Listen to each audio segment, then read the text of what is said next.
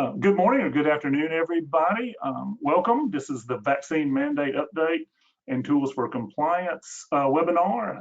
We want to thank Charles James and North American HMS for sponsoring this today. Today's date is January the 6th, 2022, not 21. I gotta fix that, but I keep doing that. I'm Mark Lynn. I am a CPA. We've worked with rural health clinics for a long time. I know some of you guys, I made a dumb post on Facebook. I'm not retiring anytime soon, but as you well know, I'm really, really old and probably can't keep working 7 days a week, 12 hours a day on pandemic time, but we'll try to slow down over the next few years. Danny Gilbert, she's not close to retirement, thank goodness. And so Danny will be with us and she'll take care of technical issues that we have today and look through your questions. So feel free to start filling up the questions box and Danny will handle those questions for us as we go through. If you're not a member of our Rural Health Clinic Information Exchange, please join. We have 3,100 members. You are welcome to post any information related to rural health clinics. If you're another consultant, you're more than welcome to put information on there related to RHCs. And if you've got webinars that are helpful at RHCs, please let people know because it's a good way to get the word out to everybody. Here is our website at ruralhealthclinic.com, and we've already posted all the slides on there. I know if you go into the handout sections, go to webinar, hates me, and half the time it will work and half the time it will not. Those little slide handouts, they will be available sometimes and sometimes not, which is why I posted these slides on our website here. So if you just go to ruralhealthclinic.com, certification materials, you will have those slides, or if you go to the RHC Information Exchange group, you'll be able to get access to them there as well. We do want to do a thank you to HSA for Health Services Administration, Health Services, I never can remember the name. I knew them with Ron Williams and all that. Ron Williams, you can tell I'm getting old. Ron Nelson back in the day, and Health Services Administration, I'll just say that. But Julie Quinn and their group for getting out some COVID policies as well. And of course, the National Association of Rural Health Clinics has some policies and procedures out there as well. Those are linked in here. So if you need those, there's access to that. And HSA just put out a new newsletter just an hour ago that has a really good summary of these rules as well. So we're trying to get the information out to you. Next 2 weeks, January 20th, we are having another webinar on cost reporting. So if you're one of our cost reporting clients, please sign up for that. And then the agenda today, I am supposed to take 3 minutes, and I'm right on 3 minutes right now, so I'm doing good. We're gonna have Charles James up next, and he's gonna do a quick sponsor message for 3 minutes. Kate Hill from the compliance team will give you the vaccine mandate, and we've got 40 minutes allotted for her. Patty and Jeff Harper from InQdocs Consulting will show you some documents from InQdocs that are really, really good. I looked at them this morning. I was like, oh, wow. I wish I'd have thought of this. So she did, her and Jeff did a really good job there. So we're going to show you a little bit about that because this is important that we really comply on the 25 states that CMS is starting to survey. We've got to move quickly, which is the reason for this webinar. And then of course, we'll have about 10 minutes or so at the end for questions. So we'll probably run over an hour, a little bit over an hour, but we'll be able to answer those questions for you. So Charles James, you want to take it for 3 or 4 minutes and tell us about North America? Of course, thank you. Still have my picture with SEMA Burma out there. That was fun, and unfortunately, fortunately at a policy institute, which we just heard was going virtual now, so we don't get all the personal interaction, but I guess it's better to be safe. North American, we're revenue cycle management, EHR hosting. Everybody asks on the listserv, hey, what's an EHR that works with rural health? And of course, we're one of them. We're dropping claims seamlessly out of our notes for rural health clinics all day, every day. So we'd love to talk to you about that. I don't want to just detract from the conversation here. I think really our sponsorship is really a kindness from Mark. Mark is really kind to collaborate and keep us all in a collaborative loop with one another. And I think the panel here represents that. So lots of really expert rural health clinic advice on this panel. I'm going to defer to them. You don't want to hear from me. Let's have Kate take it away. Thank you, Mark, for including us. All right, Charles, thank you very much. Thank you for the sponsorship. And of course, our main speaker today is going to be Kate Healt, and we've all known Kate since she became a part of the rural health clinic world 8 or 9 years ago. Before that, of course, she was a war, and she's not going to say she's a hero, but she was. She is definitely a miracle worker for us. I know a lot of times when we're in a bind, Kate can bail us out of a bind. And so we're very thankful to how hard she works. She's another one that works 7 days a week, 12 hours a day, that wants to slow down a little bit. And definitely, her grandkids are too cute not to take a little bit of time to make sure you spend all you can with them. So Kate will be speaking for about 40 minutes or so. She's with the compliance team. She is over the RHC accreditation and probably some other things that I'm not familiar with. Of course, Patty Harper. Patty's with InQdocs Consulting in Louisiana, and Patty is just a wealth of information. Her and Jeff have InQdocs, and InQdocs is really just a fantastic way to keep up with your compliance and do reminders and do all the things that InQdocs does, and all the changes. I know that's one reason why I've been reaching out to them, is because it's so hard to keep up with everything, and InQdocs does that seamlessly and beautifully for you. So Jeff and Patty will be talking about that. And then we do have a panelist on here. Scott Robbins from Midwest Healthcare will be here to answer some questions for you as well. So let me move over to let me move this to Kate and let Kate take over. And Kate, I am shooting it your way, and you should have control of it now. You got it. Okay, thank you. First of all, thank you, Mark, for the invitation to come present today. And let me be clear with everyone, this is all coming fast and furious from CMS, several memos a week at this point, with some challenging language. We'll just leave it at that, challenging language to decipher. So bear with us all. There's a great group of people here, a lot of good resources. All we want, all of us on this call and those listening from other consultants, is that you are prepared for this change, should it happen, and we'll talk more about that. So right now, this lecture does not include the following states. I'm not going to read that list, but you see it. So that's a good way, thanks to Steve on our team for putting that nice map together. So that's where we're not surveying, okay? And we'll talk more about that in a second. So you should all be familiar with the new addition to 491.8 at letter D, and that is all your COVID vaccination policies and procedures. I'm not going to read all this. I'm going to highlight a few things on this part for you, but it's for all employees, obviously, anyone that's regularly in your clinic, your students, your trainees, volunteers if you have them, anybody that provides care in your clinic, all right? And the staff who provide telehealth, if they never set foot in your clinic, would not apply to them. Beyond that, and there's another slide on that I'll share on some other people that may not be included.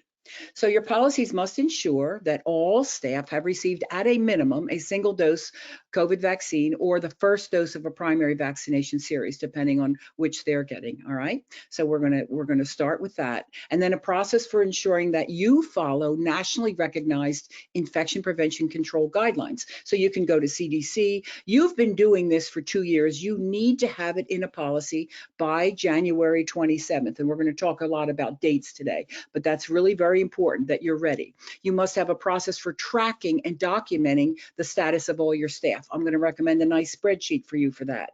Probably Patty and Jeff have a tool for that. A process for tracking the boosters. Who gets the booster? It is not yet required, but I saw something this morning that's why that may change, but right now it is not, but you are required to track. So you'll have on your sheet who got the booster, all right? And then the process for tracking those exemptions that you've granted based on your policies, particularly for the religious exemption, all right? A process for tracking the information provided those who are been granted the exemption. So if you have going to grant a religious exemption, which everywhere I think and I say I think, except for New York, that is valid to have religious exemption. They have denied that in New York State for the time being. So you have to have a process for what you are allowing as a religious exemption. The religious exemption form is signed by the person unless your state requires differently. The medical exemption must be signed by an MD or DO, okay? And you're going to have this document. It's attached. You can read this. This is the actual law that was passed on 491-8D. All right. Now, temporarily delayed means a variety of reasons. Medical reasons, could be pregnancy, could be you've gotten the monoclonal antibody infusion, could be you've just been sick and you're delayed from getting it. And so you would need to track that by dates. Okay, so that's 491D. Now, 8D. Now, these are the states that will be surveyed as of January 27th, 2022. And the rest of them are held up in court. They're hearing oral arguments today at the Supreme Court, and I would love to be listening to that, but not to be. And so if you're in one of these states and you have a survey for any reason, it could be a complaint survey, it could be a reaccreditation survey, or it could be an initial survey. All of those are included in this, that you would be surveyed to this mandate. So January 27th, you have 60 days to come in compliance from that day on until February 28th, and it's only because the 27th is a Saturday. It's Monday the 28th. That doesn't sound right, but that may not be right because it wouldn't be only 28 days in the month, right? Now I'm confused. 30 days to come into compliance from February 28th. And then by March 28th, you must be 100% compliant. And there are penalties, quite severe penalties for that if you are not. So by January 27th, you are compliant if your policies and procedures are developed and implemented for ensuring all your staff is vaccinated and 100% of the staff have received at least one dose of COVID vaccine or have a pending request or have been granted a qualifying exemption or are identified as having a temporary delay as recommended by the CDC. You are great, you're good to go. You're non-compliant if less than 100% of your staff have received at least one dose of the COVID-19 vaccine or have a pending request or have been granted a qualified exemption or identified as delayed. That's non-compliant under the rule. The facility will receive notice of their non-compliance with the 100% standard. So you know what that is, the statement of deficiencies or the 1561, whichever it is. That's not the right number either. A facility that is above 80% and has a plan to achieve 100% staff vaccination within 60 days of January 27th would not be subject to additional enforcement actions. So you have time to come into compliance within 60 days of January 27th. And the degree depends on how many are vaccinated or unvaccinated, typical of condition level versus standard level. We'll talk a little bit about that in a bit.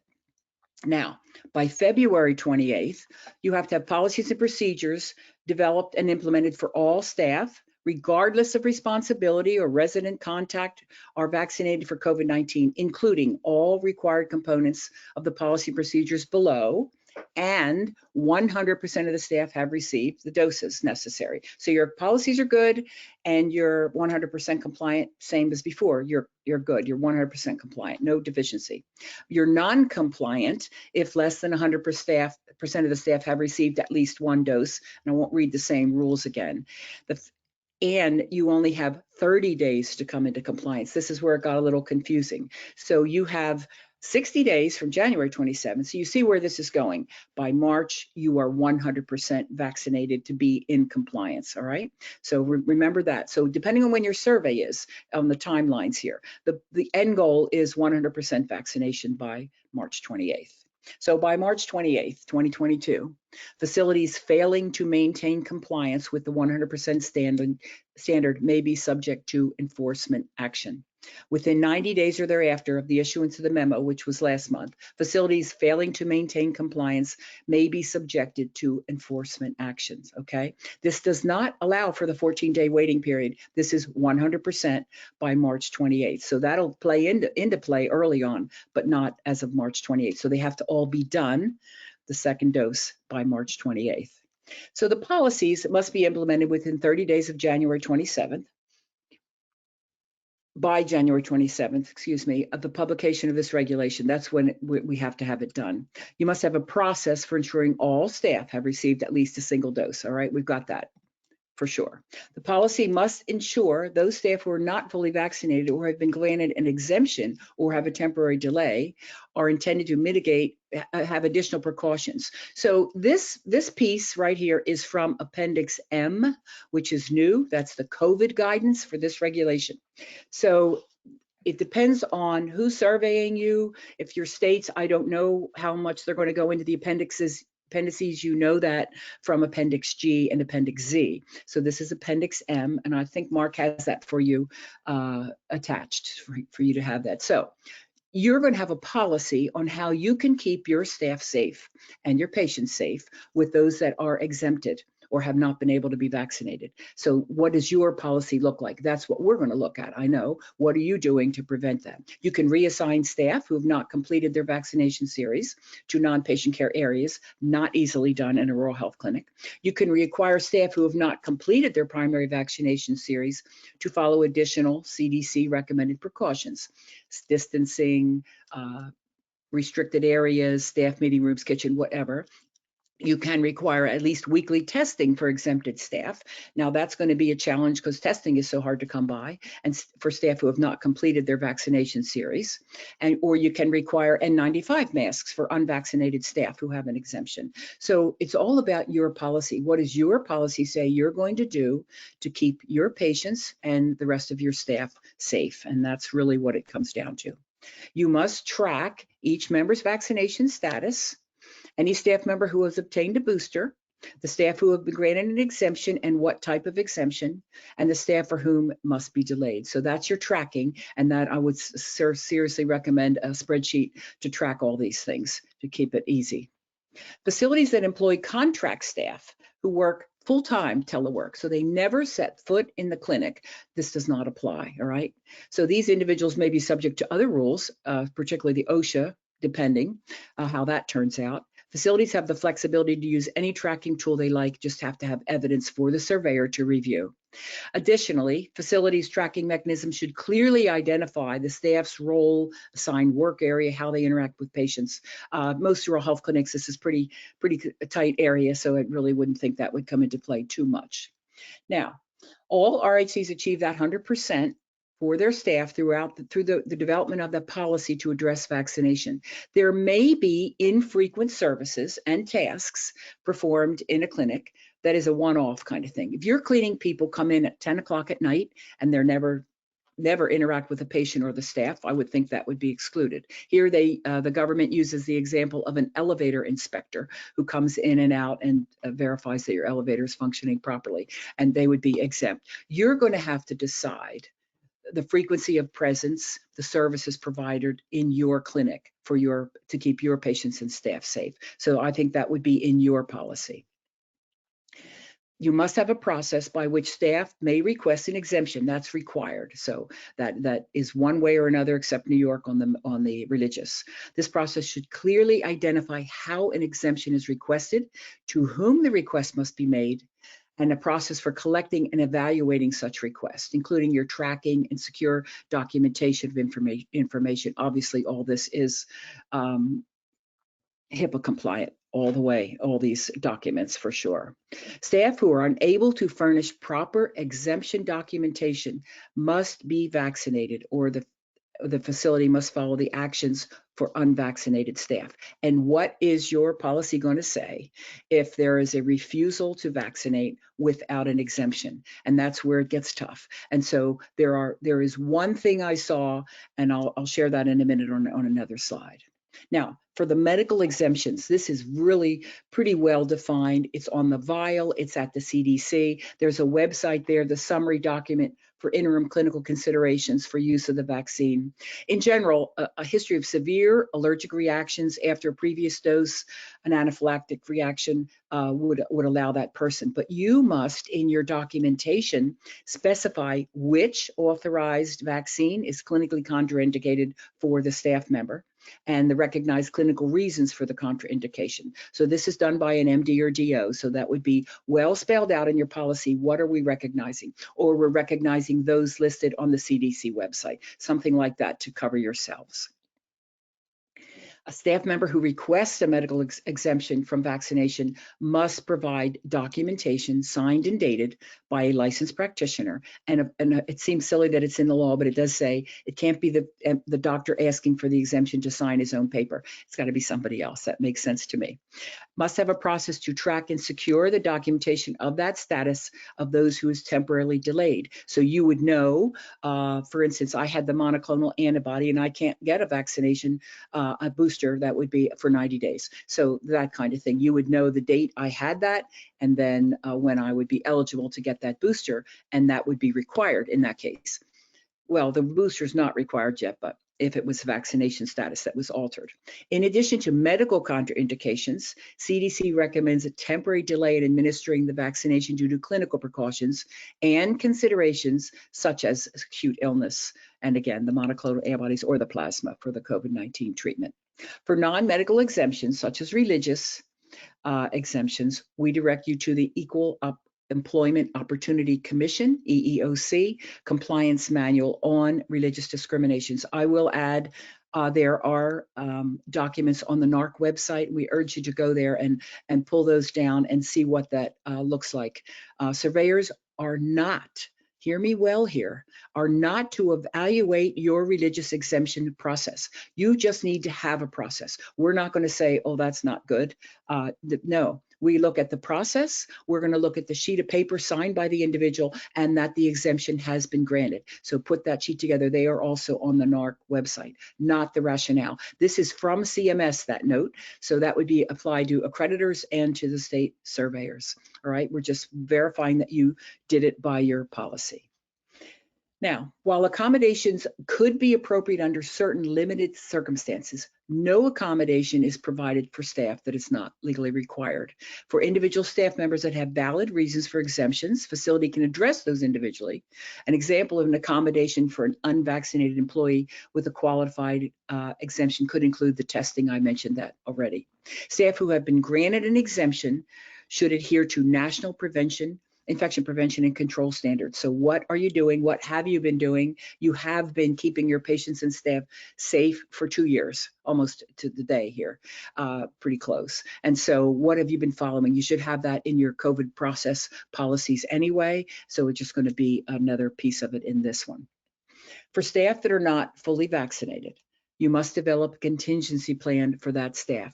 Now, we talked about this a little bit already. Contingency could include actions that you've taken that staff had indicated that they will not get vaccinated and do not qualify for an exemption. So again, what is your plan for those folks?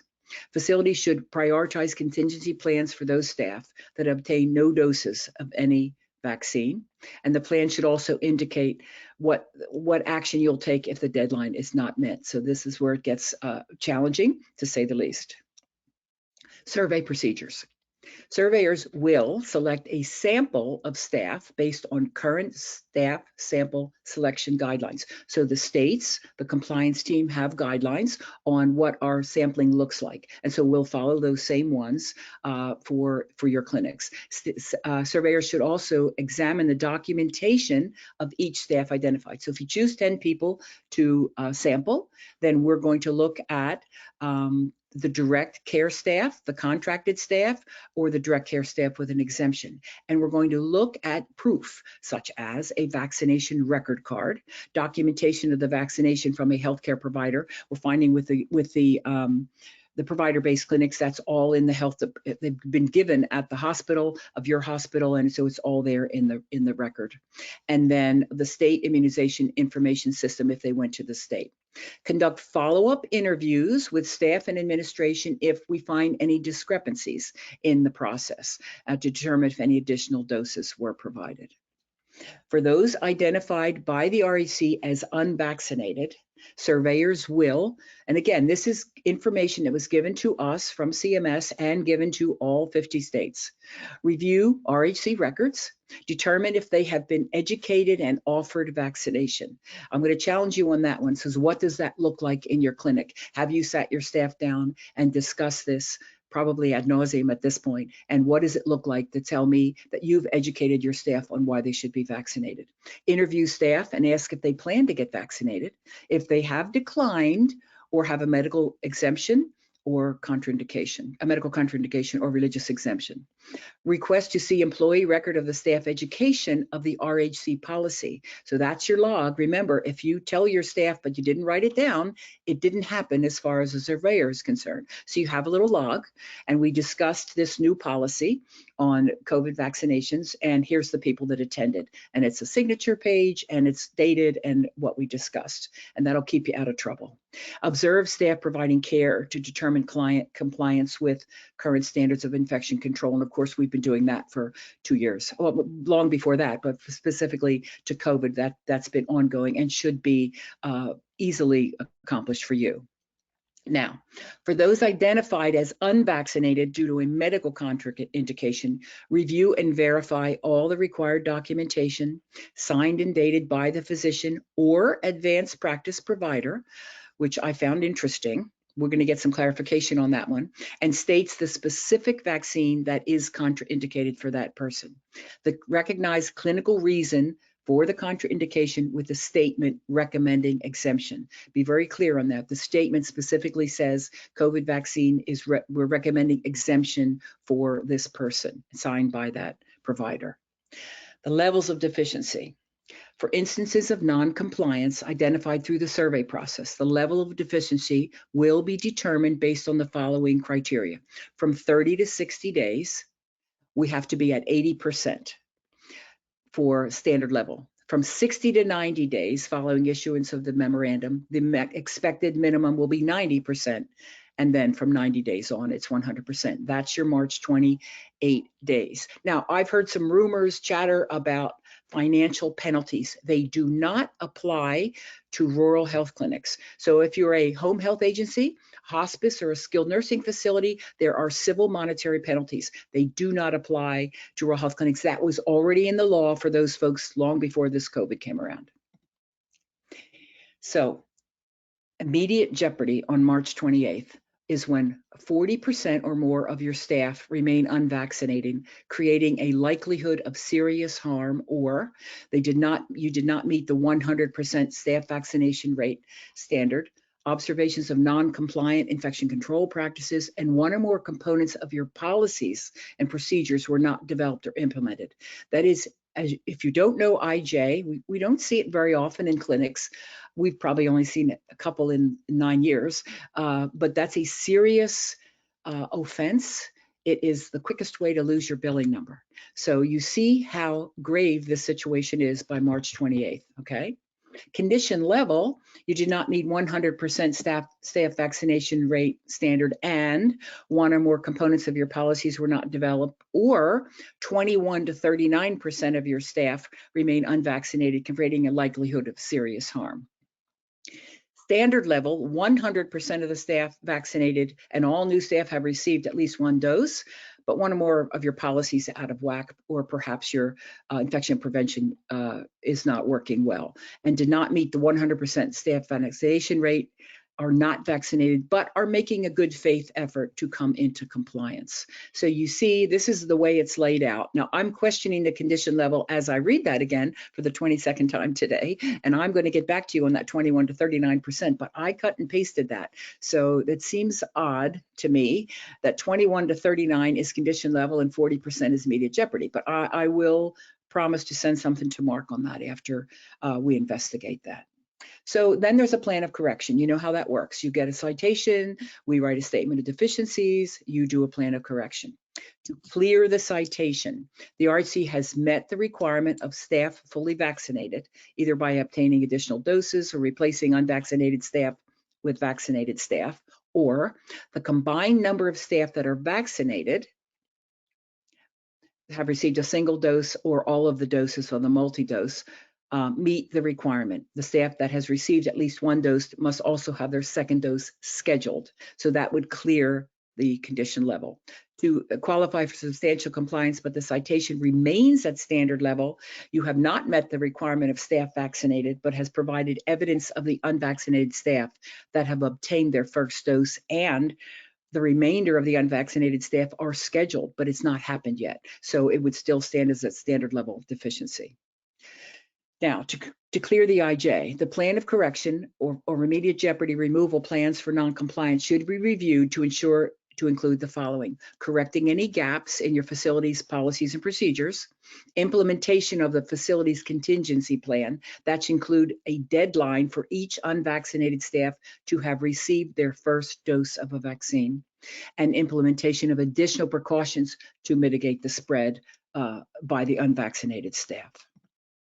That's it for now. Now, I know that already raised questions in my mind. How many times have I read this and I'm still having questions? So we are well aware this will raise thousands of questions. I'm going to turn it over to Jeff now and Patty for the next part, and then we're going to take your questions. Hold on one second, Jeff. It's coming. All right. Well, if I could find your name, it's a big list. Interesting. Hold on. Well, while you're trying to find my name, we will go ahead and explain, as many of you that are in clinics have watched what Kate just did. She basically taking the CMS. Okay, can you? It came. Patty's name was only one on the list. Can you get it to Jeff, Mark, in the staff? Oh, there it is. I'm sorry. I do apologize. Okay. There, you got it. Now you got it. All right, great. All right. Can you see my screen? Okay. Can everybody see my screen? Yes. I'm going to mute myself. All right, great. Great. Kate, interpreting what the CMS has told her, she basically effectively threw most of us, our clinics, into deep water, and we're all trying to tread that water. Well, fortunately, we're trying to get you out of the deep water with what CMS has said, and so we're going to take a more practical side of how do we deal with what Kate just said. And so, and we're using our compliance platform subscription service to do that, which is InQdocs.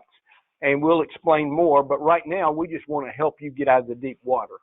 And so the first question that we ask is, what do we need to comply with this mandate? And there are 5 things that we must deal with. Number 1, we've got to have a policy that addresses 42 CFR 491.8D. We also need to have a vaccine tracking log. We also need exemption forms for both medical and religious exemptions. We also need a worksheet to both calculate and prove that we're in compliance. And then lastly, we need to show that we have given some educational handouts to our employees, especially those that are seeking exemption. And so here are those items. You see that there's a vaccination policy. In InQdocs, that's going to be policy, well, it jumped past me. It's going to be policy 411. Over here, you see that we have a tracking log. Here you see we have a worksheet for calculating compliance. And then we also have exemption forms. And so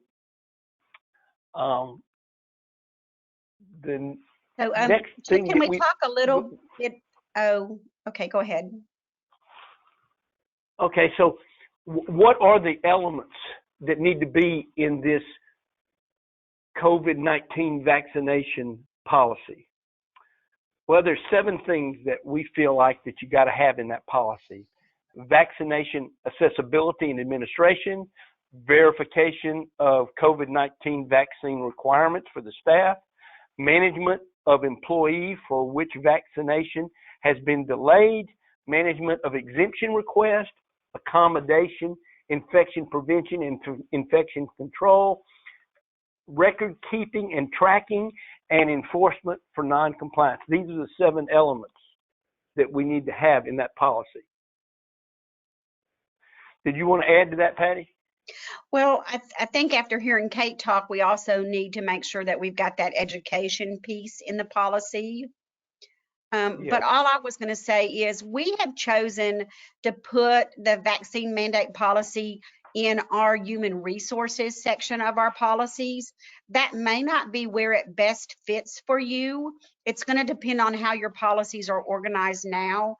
So in our system, it seems to fit best in human resources as a function of employee health in most of our clinics. But if your policies are organized by the CFR, then you may want to put this policy where your other 491.8 policies are. So just because we put it in human resources, it made sense to us, but it may make sense to be somewhere else depending on how your policies are organized. Good deal. That's exactly right. And in this case, we have written the policy to reflect both attachment M to the that was recently submitted plus 491.8.d. The third question that we have to ask is, what are the elements of the COVID vaccine tracking log? And if you think about this, we've already talked about this, and this is what Kate has already said. Well, we need to have a log that keeps up with the employee or the contractor's name, their role and their hire date, the date of the dosage, and the manufacturer of the vaccine. Now, and that's because certain vaccines don't have but 1 dose, while other vaccines have multiple doses necessary. And we need the dates of each one of those. We need those exemptions that have been granted and the type of exemption and the date of that exemption. We also need to know on this roster of employees which ones are 100% remote or are they all on site, because that's going to determine how we calculate compliance. And then those employees that have a temporary delay, along with the dates of those delays, and that was discussed already. And those delays could be because of existing illness or a recent infusion, and the CDC has given guidance on that. And here is the actual, this is in the library of InQdocs. We have this tracking tool where you keep up and put all this information in with dates.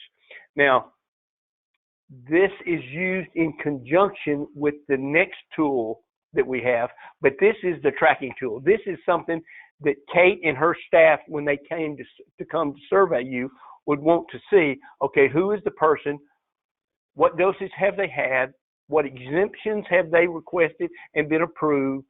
This is the kind of information that they're looking for. So Jeff, can I add something? Yes.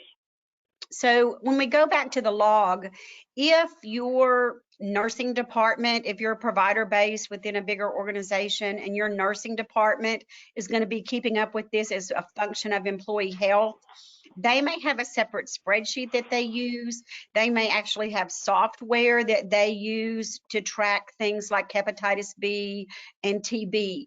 So remember that the RHC is responsible for their own employees, even if they're part of a bigger system. So you're going to want to be in communication with those people within your system if somebody is going to be helping you track this that is outside of the rural health clinic. So there needs to be really good communication, and you need to understand their process. You don't need to just hand it off to them and say the hospital's taking care of it. Good point, Patty. In fact, we find that in most of our provider-based clinics, any time that a clinic says, oh, the hospital is going to take care of that responsibility, we end up usually having a problem. And I'm sure Kate could address that too, is that many times our clinics are not, well, let me put it there, sometimes they're stepchildren in the family, and therefore the hospital who has responsibility or who has agreed to have responsibility doesn't always take that responsibility. And so the clinic is still responsible. So that we have to watch and make sure those things are done. In addition to that, we have requirements. What are the requirements for employee exemptions? Kate went over those things, but there's two types of exemptions.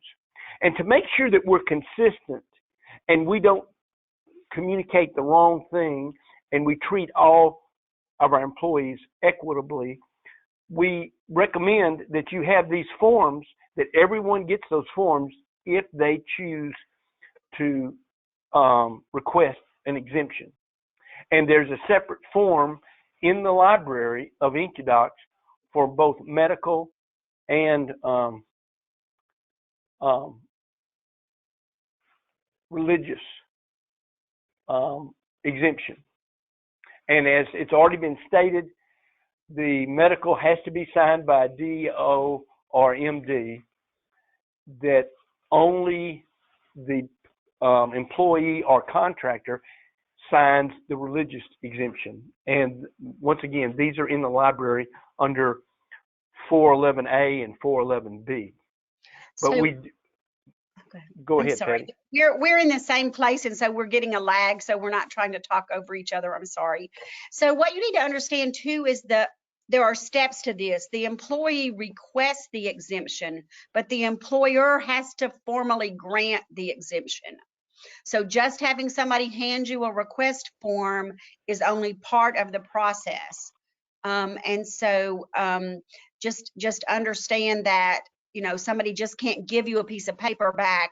You have to actually, as the employer, grant that exemption based on what your policy says the criteria for granting those exemptions is. Good point, Patty. And in fact, each one of these tools that we're showing you that are in InQdocs are all predicated on you having a complete policy that addresses all these things. And in fact, as many of you know that have InQdocs for your policy and subscription service, we try to minimize the amount of volume in each policy. We would like to have it where policies are 1 or 2 or 3 pages long. Well, this policy is 5 pages long, unfortunately, but this is some unprecedented things that have come down in 491.8.d, and so it takes that kind of volume in your policies to address everything.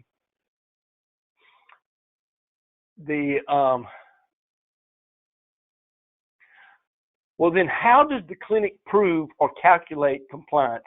Now, this is the situation that it gets interesting. The compliance team or one of the other accreditors or state surveyors come into the clinic and they have to calculate, are you in compliance? Well, it is best if the clinic already knows whether they're in compliance or not. And so we suggest that every 30 days in this process for the first quarter of 2022, that the clinic is calculating their compliance. And so we have made this worksheet.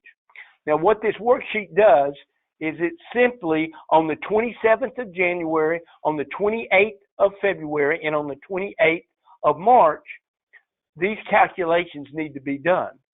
And you're taking your total staff, you're subtracting all the staff that are totally remote, so that gets you the net impact in the clinic staff, and then you add up the number of staff that meet the vaccine threshold, plus the number of staff that have a valid religious exemption, plus the staff that has a valid medical exemption, and include also the number of staff that have been granted temporary delay, as is recommended by the CDC.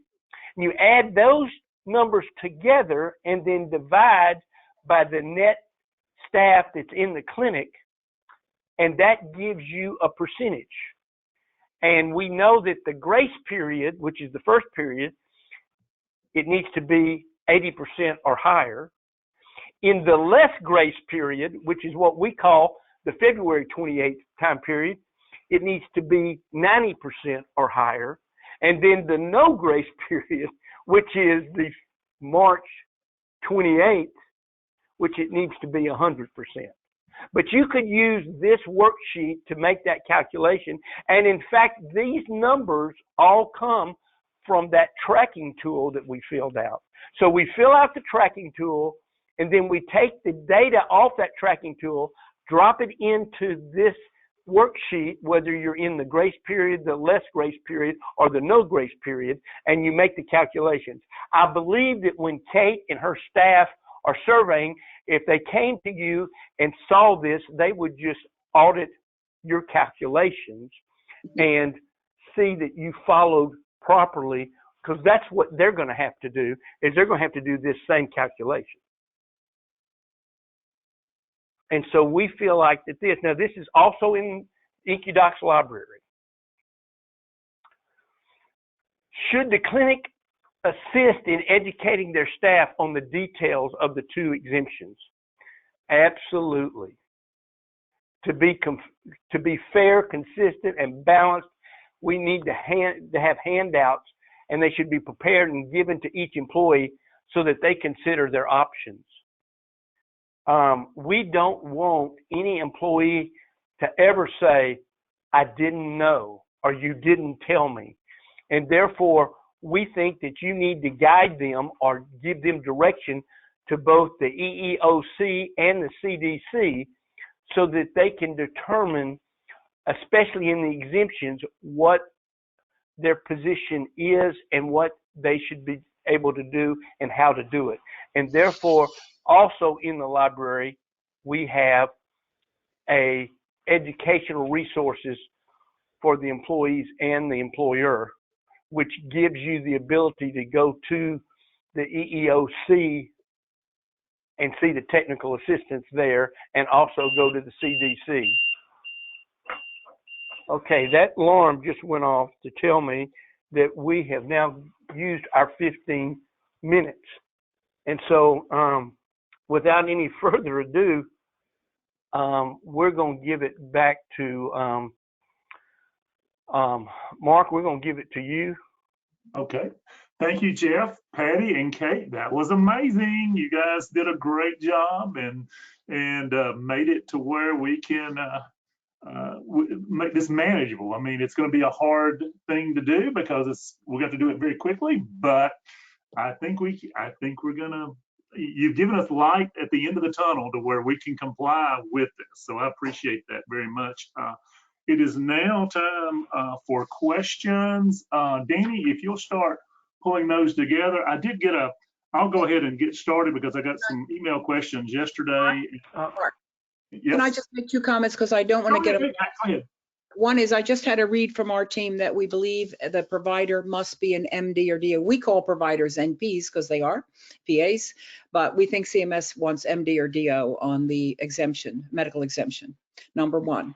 Number 2, I just want to comment, if you're in the 25 states where this isn't impacted on January 27th, keep your ear to the ground, because anybody's guess whether this is going to go to all 50 or go away. There's no way to know that right now. So don't just ignore this. If you could start getting some policies together, whatnot, you'd be wise. So you're not caught short-handed. I just wanted to say that before we got into questions. Thanks. Okay. All right. Thank you, Kate. And also, Nathan and Tressa, I made you guys panelists. So you've got an open line. If you want to say anything, just unmute your line and start talking, and Danny and I will shut up and let you say whatever you want to. So let's go ahead and Scott, I'm going to give you the first question here. We have a LabCorp employee, phlebotomist, who is assigned to our facility. They do check-ins and they see patients. Will they be required to be vaccinated or have some type of an exemption? The way I understand that at this point, if you're contracted, you are going to be required to have that vaccination or exempt. I mean, you can still consider those exemptions with the clinic that you're working out of. But absolutely, there's going to be that consideration as part of the requirement. Yeah, that was my thinking as well. I was thinking, well, because they have time with the patient, with your employees, they're going to need to be vaccinated or have an exemption. Is that, Kate, is that the way you would interpret that as well? They're in the clinic every day. I don't see any way around that one. Okay. All right. Now this one gets a little bit more confusing to me though. And Scott or Kate, if y'all want to handle this, or Patty, do I have to require the cleaning staff who are W-2 employees, but they come in only after hours, have no face-to-face contact with patients or employees? Will they have to get the vaccine or an exemption as well?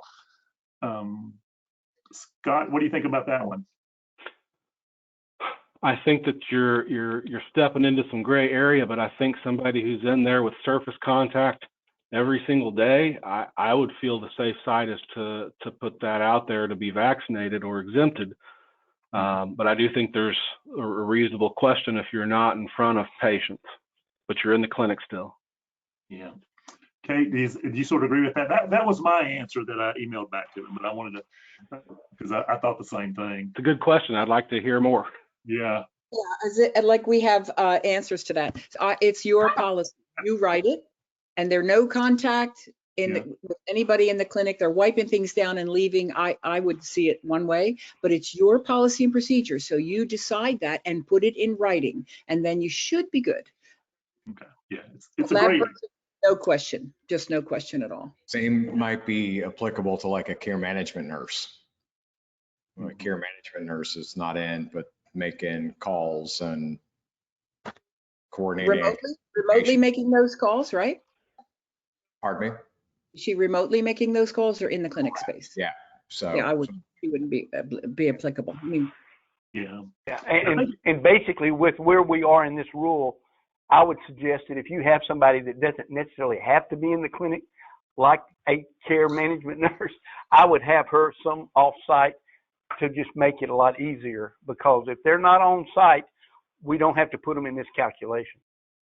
Yeah, I think that's important. If you have remote billing people, remote chronic care management people, that is a safe harbor for this rule, is the way I understand it. So, and then the last email question I got was, this one's gonna be, this one will be a fun one. Have a senior owner physician who's 82 and who he ain't taking that vaccine. How do I get my staff to comply with the vaccine mandate when I cannot get the owner of the practice to comply? So I don't. Oh my goodness. Yep. Yeah. That's where the education handouts and training comes in, I guess, would be my answer. Yeah. What's the reasoning behind not taking it? If you have a legitimate reason, then I would think that's reasonable. If he does not have an exemption and he's in that clinic seeing patients, you have a serious problem. That's how I read this. Serious problem. Yeah, that's it. Okay, Dana, you want to read some of those questions for us and sort of allocate them to the people? Sure.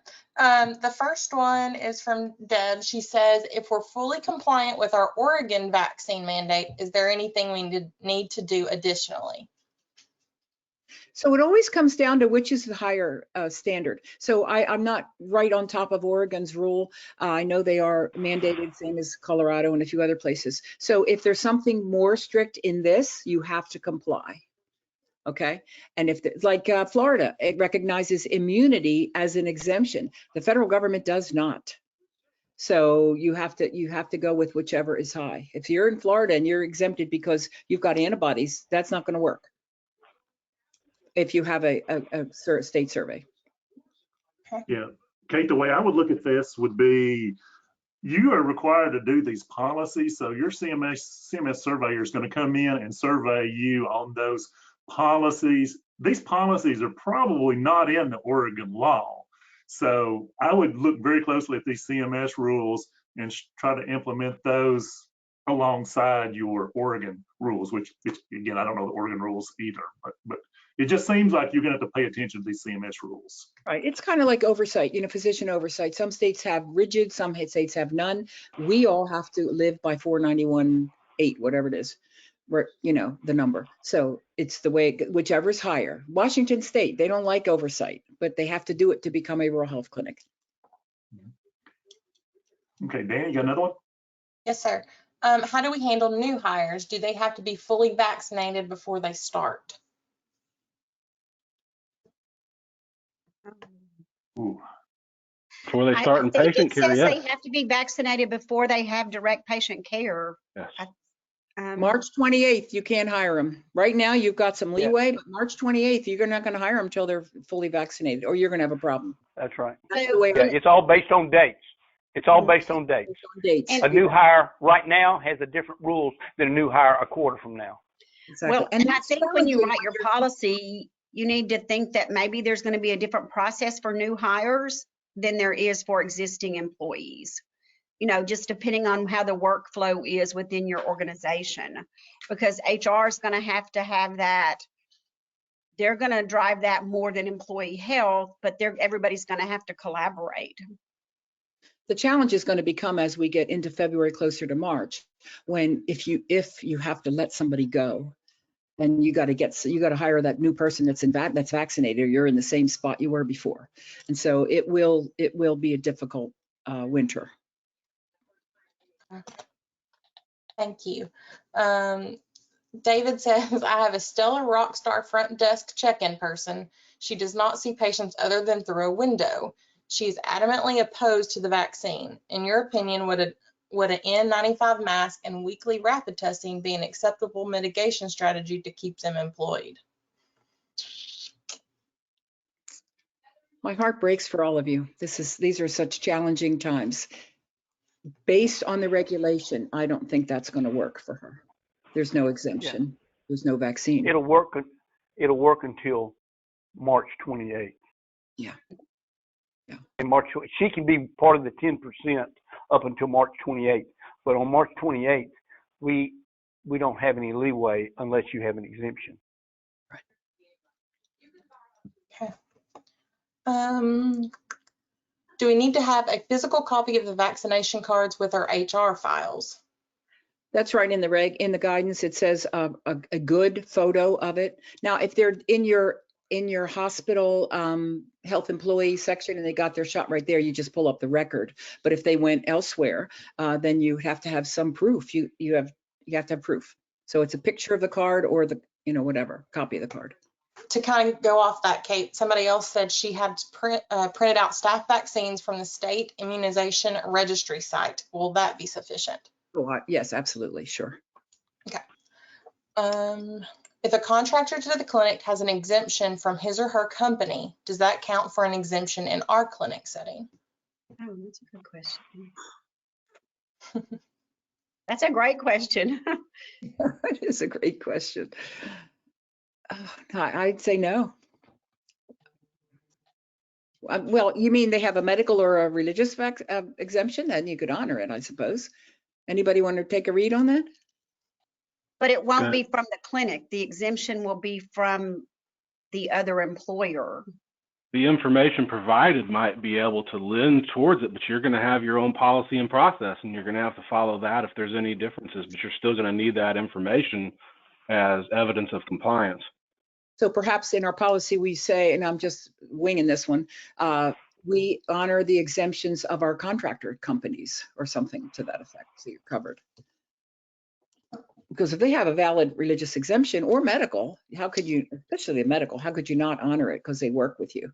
I would have a way to protect them and protect your staff and patients from them. Yeah, that's true. But on the religious, some employers are just taking them at good faith and some employers are challenging them.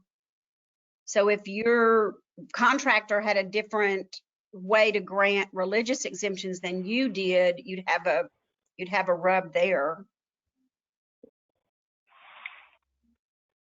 So I'd want to see their policy, I suppose, to verify that that was valid for us. If it didn't match my policy for religious, right? Something like that, maybe. I think the policies that each clinic has are going to be critical on how we evaluate all of these one-off situations. The policy, being a rock solid policy, is going to be our key in this process. Okay, thank you. Can an NP complete medical exemptions and document contraindications? We don't believe so. That was a read from our team. They use the word provider mostly for MDs and DOs, and somewhere in the guidance, it actually says MD. So we're going to say no to that one right now unless something changes. Okay. If everyone in your office or clinic is vaccinated and has proof of such, and you don't plan on hiring anyone without a vaccination, does your COVID plan still have to have mitigation and other non-applicable components? Yes. Yeah, you got to read 491.8 and be in compliance with all those. Yes. And just because you have a stagnant or stable workforce does not mean you don't need to be prepared for the contingency that you lose someone in that workforce. And so not having a policy that addresses all those things is grossly inadequate. Right. Let me throw in here that Cindy just on our team just commented, and this is a good one. New hires now prior to March 28th just have to have the first shot and the second within 30 days. So that'll work in January, February, depending on your dates. Okay, so you can hire somebody now that has first shot and just follow through with the second, and you'll be good. And that wouldn't be a deficiency before March 20th.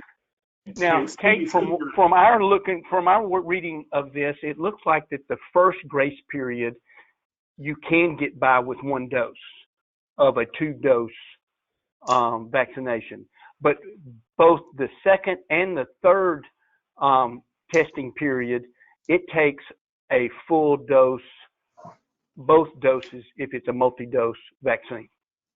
Probably because if you hired somebody on February 27th or 8th, you don't just have 30 days to squeak. So any day thereafter, it's no good anymore, right? So you just have to watch your 30 days before March 28th. So to that, when you're writing your policy, you want to be careful you're writing it to 491.8D and not just to the phasing in guidance, right? Or you're going to have to go back and redo that policy when after March is over. So maybe have a supplemental document that outlines the phase in or an addendum that's the phase in, but you don't want to have to put all those dates in your policy now, and then at the end of March, you have to redo the whole policy in its entirety. Danny, you got another question for us? Yes, sir. Going off of the new hire, Caitlin asked, are they allowed to apply for an exemption as well? New hires. Back to your policy. What's your policy? How do we handle a drug rep that comes into our clinic to speak with the providers regarding their drugs they handle? So in that one guidance, it said regular visitors coming in. You know, these are just, these are on the edge. Where do you guys think of all these things?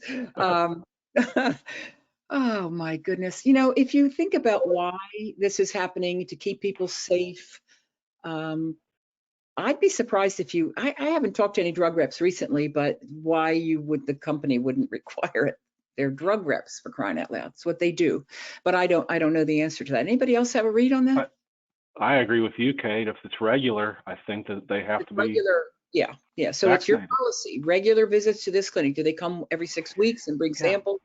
You know, they're hanging out in your drug room. They're not vaccinated. Who knows? Have you screened them? Yeah. Yeah, they could. Are they bringing lunch once a month? Yeah. Are they bringing lunch once a month when they come? Yeah. There's too much interaction there, and just think of what could happen if someone comes in with COVID into your staff, and you have staff members that have been exempted by either religious or medical. You've got a major problem on your hands, and the whole idea here is not just to comply with the mandate; it's to keep our staff and our employees safe.